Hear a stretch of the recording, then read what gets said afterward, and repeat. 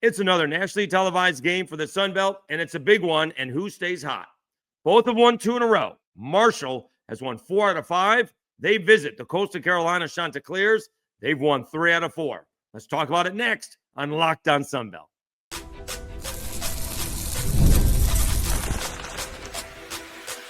You are Locked On Sun Belt, your daily podcast on the Sun Belt Conference, part of the Locked On Podcast Network, your team every day. All right, Dave Schultz, Locked On Sun Belt, your teams every day. Right now, new customers can bet just $5, and if your bet wins, you'll get $300 in bonus bets to use across the app. Download the app today. Thinking about playing like the do not pass line like my buddy Chet Yoder used to do, be everyone's favorite at the craps table. How many times can we bet against the Pelicans to lose on the money line? Points is not great. You gotta double it up with some other favorites and see if you can get odds worth it, because making a couple bucks ain't worth it. Anyways, let's get back to the Sun Belt. All right, we'll do an early-ish Week 9 previews. We're doing it on Thursday, and JMU getting more playoff talk nationally. All right, who stays hot tonight? It's Marshall and Coastal Carolina. And you don't usually see this. This is not like a baseball or a basketball, certainly not pro football. But a lot of times, teams can get better as the season goes along. And you don't usually see it. Usually teams are either really good or really bad. And it takes and they don't get any better, right? Like, I'm not sure Georgia Southern has gotten better. The Cajuns have not gotten better.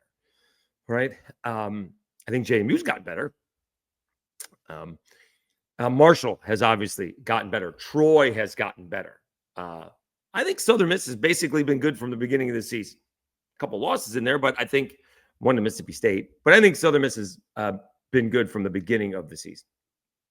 But Marshall and Coastal, a couple of different things, because they're going through quarterbacks. Nobody got hurt, I don't think.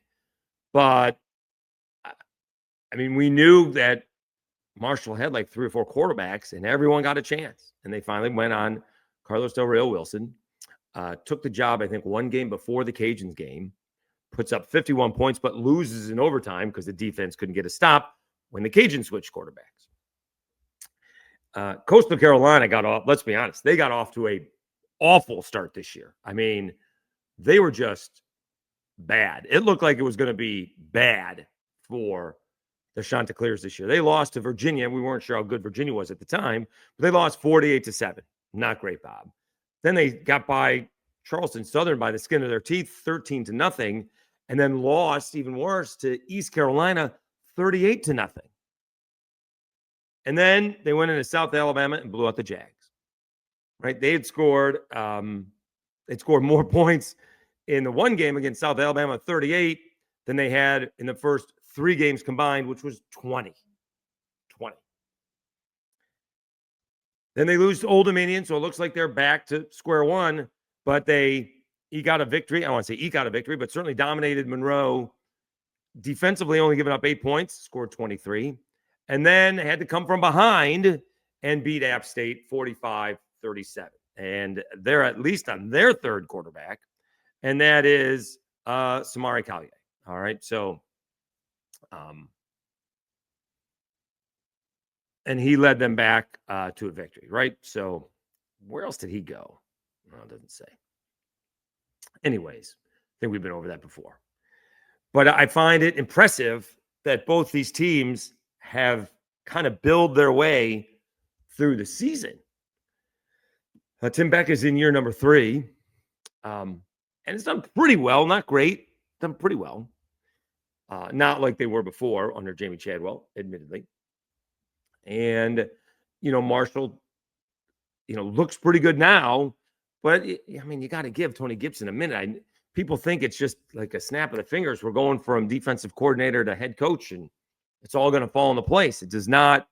John Summerall is the exception compared to the rule, right? It even took Nick Saban a little bit of time and a few years to get going in the right direction compared to Tony Gibson, which has taken a couple of months.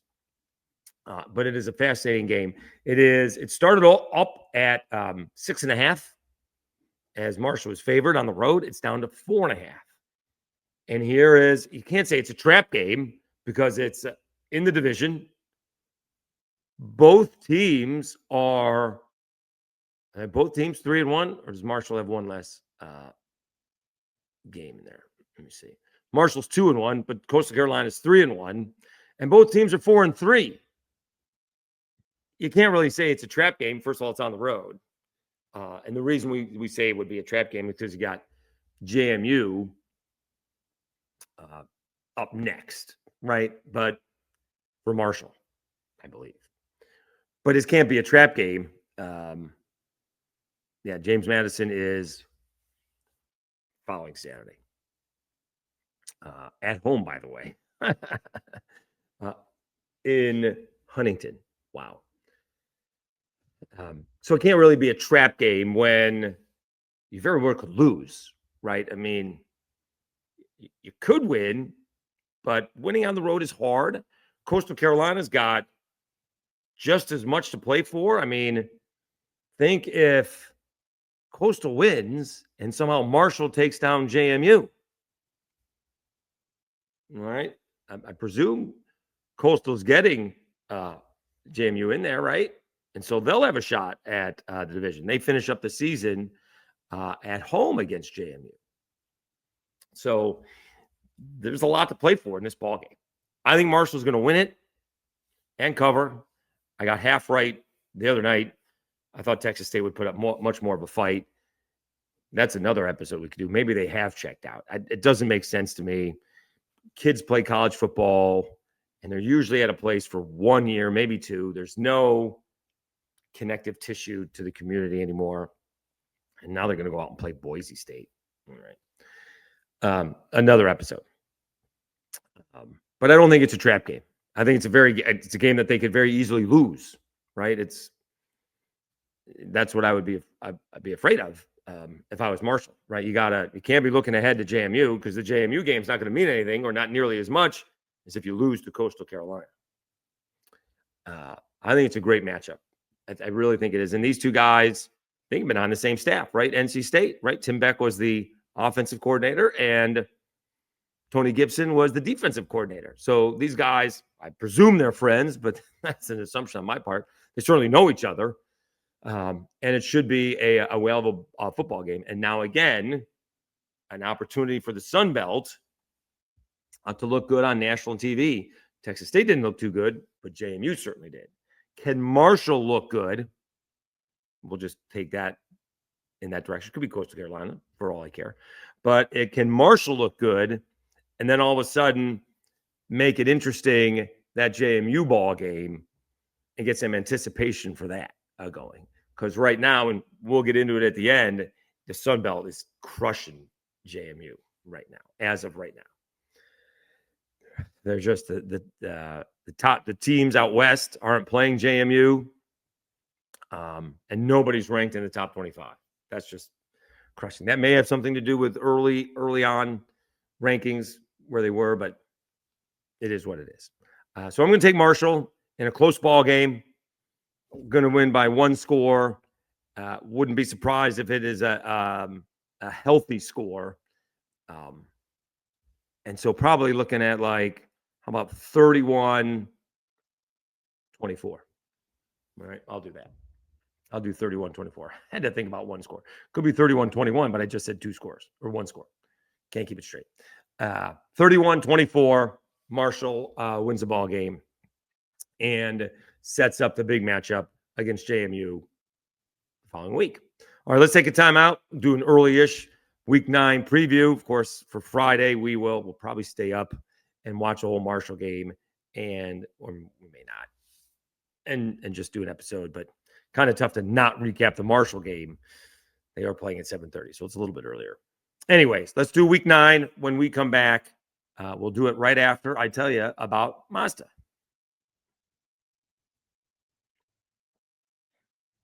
Mazda crafts cars for those who do more than simply move. From footwork to breathwork, athletes sweat all the details. Mazda brings the same intention to how we craft every model.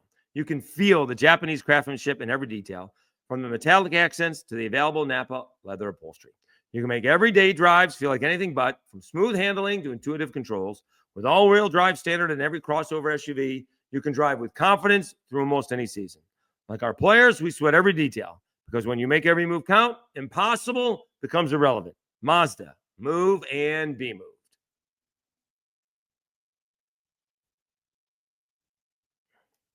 All right, Dave Schultz, Locked On Sunbelt, your teams every day. All right, let's do it quickly.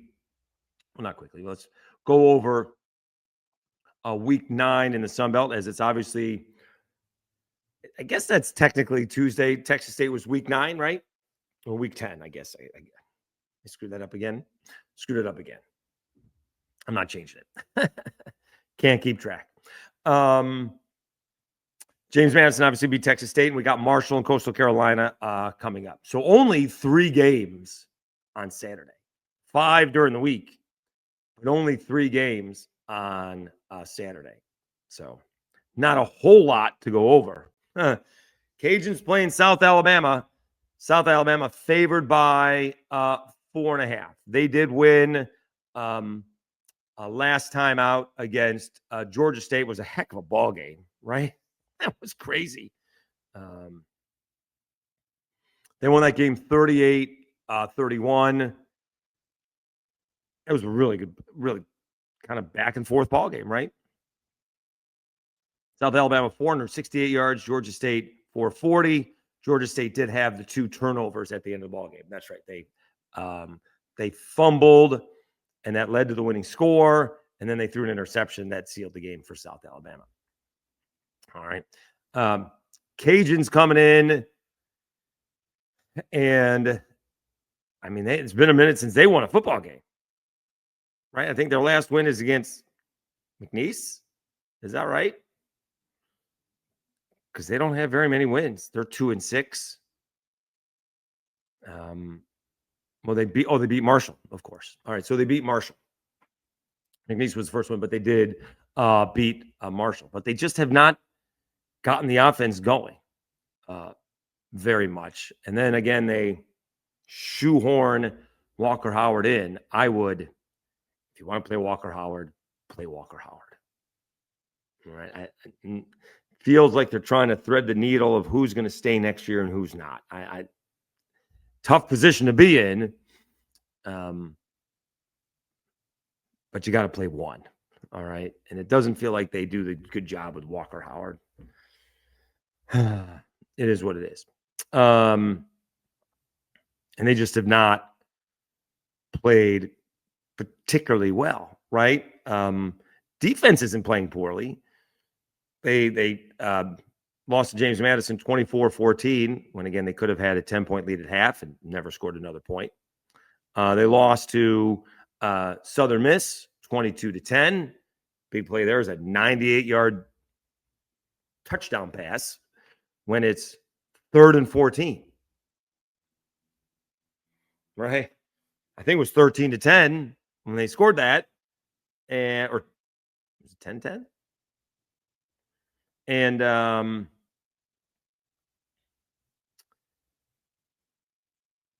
you may get the ball back really quickly.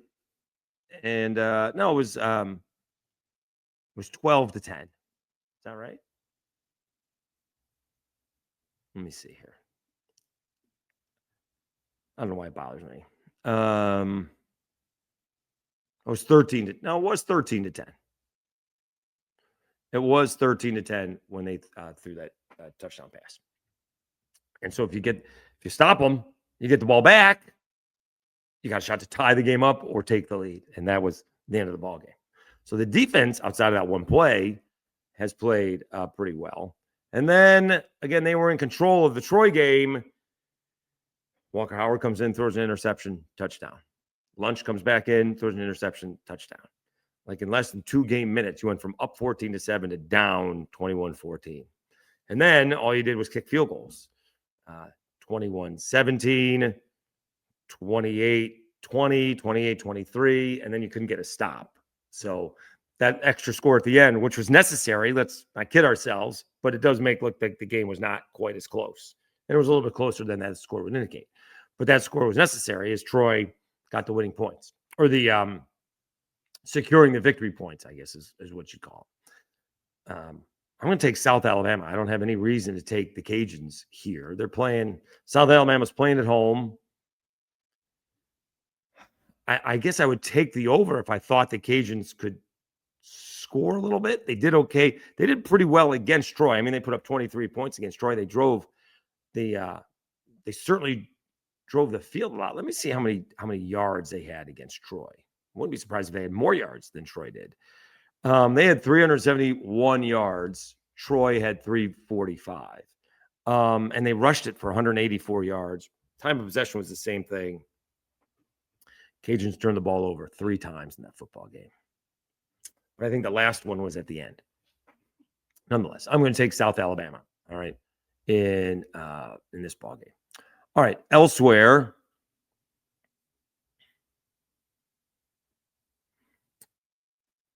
this weekend in the Sun Belt, you have Old Dominion and Monroe. All right, tricky spot for ODU. Careful. Monroe is struggling. Flat out struggling. Tough place to play.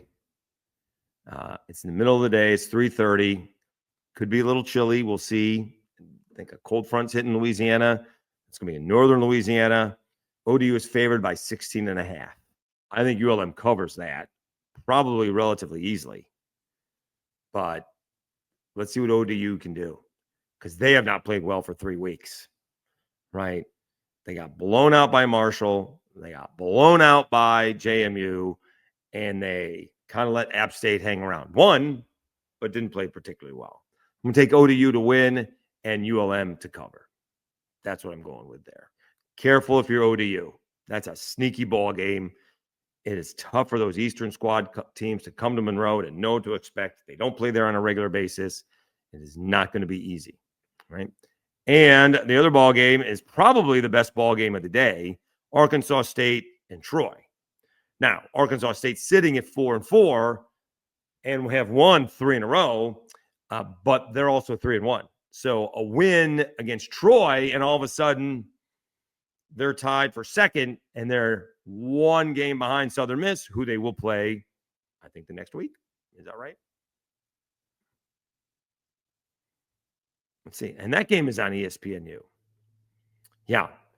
Arkansas State's got Troy and Southern Miss in back-to-back weeks. So one way or the other, the Red Wolves are going to have a say on who wins the Sun Belt Western Division, one way or the other. Well, you can't end up with a 3-way tie, can you? No. Well, I guess you can. If Arkansas State beats them both, then it'd be a 3-way tie. Yeah, I guess you can.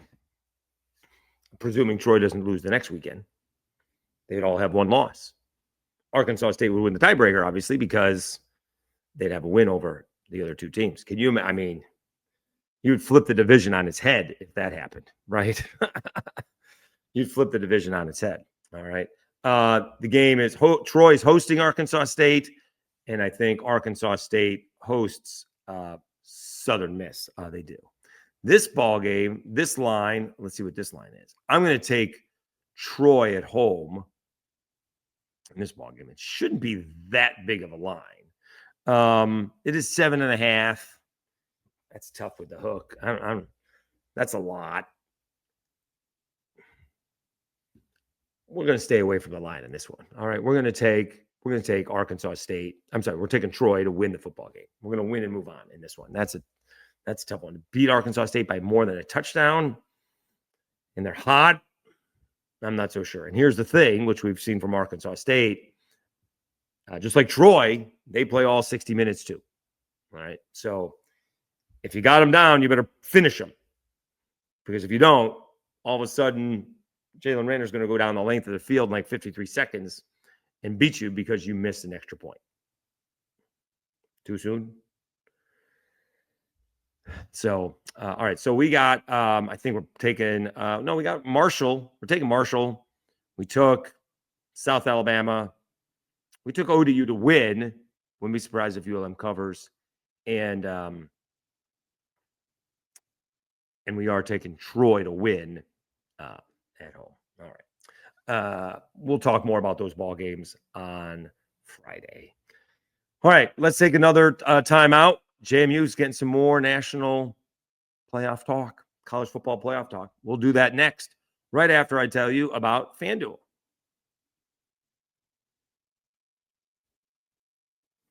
The NBA is back, and there's no better place to get in on the action than FanDuel, the official sports betting partner of the NBA. Even if you missed the start of the game or want to ride the hot hand, FanDuel has live bets on from everything who will score next to fourth quarter comebacks. Plus, you can combine your live bets into a same-game parlay for a shot at a bigger payout. Keeps every game exciting, especially when your team's making the late push. Right now, FanDuel is giving new customers $300 in bonus bets when your first $5 bet wins. So head to FanDuel.com to sign up and play your game with FanDuel, the official sports betting partner of the NBA. Let me see if I can quickly check my FanDuel, see if it's still up here.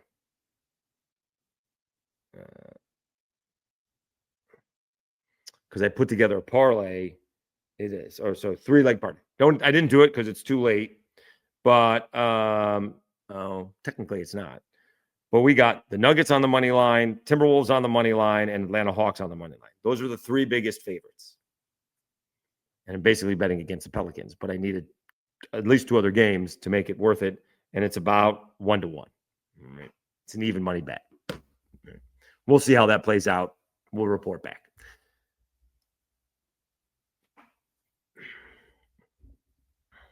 All right, Dave Schultz, Locked On Sunbelt, your teams every day. JMU getting some more national playoff talk, college football playoff talk. All right. It will be tough to overcome a 1-loss Tulane, who's only lost to Ole Miss, and a 1-loss Memphis. Although it shouldn't, is the thing with the Memphis thing. All right. Do they have a better win than JMU? Sure do. USF. That's a solid win. Okay. Do they have a much worse loss? You bet. They lost to a bad UAB football team. Not average, not so-so, bad. Who was breaking in their new head coach, Alex Mortensen, son of the late, great Chris Mortensen. So not great. That's a bad loss. All right. Seems in college basketball, they hold those against you more than a big win, but that's a bad loss. I think the bad loss, I would put it this way. I think losing to UAB is worse than beating South Florida is good. You know, if you want to take down Ohio State or Indiana, or at the time Miami, that would have been bigger. Not South Florida. South Florida's a solid win, but UAB is a worse loss, I think, compared to the JMU, who doesn't have a really big win this year, except maybe ODU. But their loss is to Louisville, who could be in the playoff. All right. So, but they are getting it. I did not know PFT commenter went to JMU. We looked that up. Stanford Steve, basically Scott Van Pelt's running buddy, was on the Pat McAfee show on Wednesday, and he's got JMU in the playoff. Unfortunately, he's got him going up against Georgia, but he's got him in the playoff. And then if you start, again, my whole Twitter feed this morning was like, ooh, they're actually pretty good. All right. And so if you just search JMU, and some of these people are thinking that they're pretty good. All right.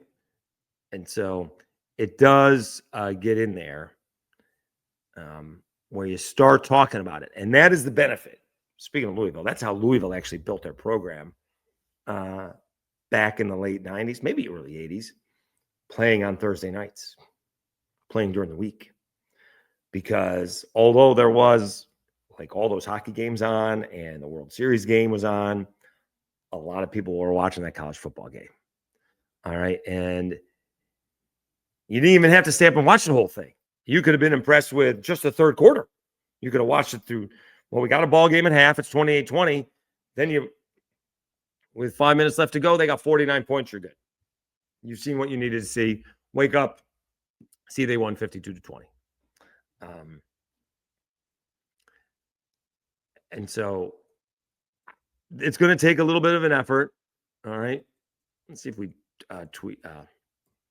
search JMU playoff, because it just felt like a lot of people were commenting on this, other than, the JMU people. All right. Seemed I saw a bunch more early today. No, JMU playoff latest. All right. Well, can't seem to find them now. Oh, the group of 5 guys, Jeff Murphy, he said it as well. All right.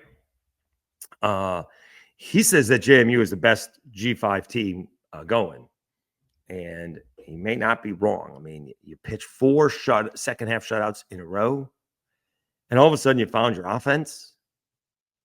And he put 52 points up on the board one week and 63 points right before that. I mean, pretty good. And so they're going to start getting more talk, right? And then if this, I think the Marshall JMU game is going to be nationally televised. That's going to be awesome. And my goodness gracious, if somehow you got, well, I was going to say Marshall hosting or Marshall playing Southern Miss, but if you get JMU playing an undefeated Troy or Southern Miss in the Sun Belt Championship in the conference, maybe you got something. I did see some bad news. I may just have to take a day off. I think I have a day off or 2. I didn't realize the championship game was on Friday. I did it. I checked it just to see if we had a game time, because I was figuring I could leave, if it was like at 4:00 during the day on Saturday, I could leave work if it's in Harrisonburg or in Huntington. Well, Huntington, I could just make it that night, but Harrisonburg may be a little bit longer. I thought I could, leave, get halfway and get up and go in the morning. This game's at night, so I may not even have to leave after work. Just roll in, grab lunch, and get to the stadium. If JMU or Huntington or Marshall host, Hattiesburg's just a little bit too far. It's not the drive down, it's a drive back. That's not going to be easy. I do have the weekend off, so I guess I could drive back on Sunday. It's only like 8 hours, something like that. Anyways, side note. But let's see what JMU can do against Marshall next week. And JMU's kind of rooting for Marshall to take care of Coastal Carolina, so they look better when they beat them. And JMU doesn't have the easiest schedule remaining, right? Who they're playing. They're 7-1, 5-0. All right, they get Marshall. They do get App State at home. They get Washington State, and they're at Coastal. Okay. It's not. I thought there was more. I thought there was more juice to that. I guess Washington State they should take care of. I guess they're finishing up at Coastal. They should take care of App State. Let's be honest, and we'll see what happens against Marshall. That's in Huntington. So again, that would be a good game to go to. But I only get so many weekends off, and actually, I got a couple of them here in October, and I got one coming up in December. Right? I don't get a lot of weekends off, but it's good to see that JMU getting more playoff talk, and then it's going to keep on going. Watch what happens on game day. They'll talk about that. They'll talk about that win on game day and where JMU belongs in the college football playoff landscape. All right, what's got to happen for them to get there? Again, Tulane and Memphis got to knock each other out. I guess they do play each other in a couple weeks. Can they come back and the other team win in the conference championship game? That's kind of what you're looking for. All right, I'm not too worried about North Texas or Navy. I'm worried about those other teams. You look at Navy's schedule; they may not win again. We'll see. ESPN has them as the worst schedule in America, 136th ranked. So they've taken care of business, and always love watching Army and Navy play, of course. But all of a sudden, their schedule gets much tougher over the last 5 weeks. They may not win another game, but we'll see. Okay. We'll stay up for as long as we can to watch this ball game. Thank goodness it starts at 7:30 rather than 8. That's a big difference. Still not a fan of the Eastern time zone. Central is the best when it comes to watching sports. Again, we have had we're going to have close to a record month. Audio is going to be probably set the second best month we've ever had, and we'll have more than double the video views from last month. And we are rocking and rolling. Really appreciate all the support. It makes a huge difference. It's going to be tough to get to 3,000 subscribers by the end of the year. That's 350. That's 175 a month. That seems like a lot. We'll probably hit about 80 subscribers here in October. I think that's pretty good. Almost 100 subscribers. And then we're going to start basketball. Obviously, basketball is starting up. My buddy Josh Wetzel contacted me. He's like, who do I contact at Southern Miss? He's the radio broadcaster for Buffalo, and Southern Miss is going up to get some good wings and play UB. So we got a lot going on here. We're looking forward to it. Thanks very much for tuning in. We'll keep at it. Working this weekend. We only got 3 games to worry about, and one of them is at night, and it's on nationally televised ball game. So we'll enjoy that. Thanks again for tuning in. You've been watching Locked On Sunbelt, your teams every day. Enjoy the football. We'll recap Marshall and Coastal Carolina probably for Friday's episode. Enjoy the football, everybody.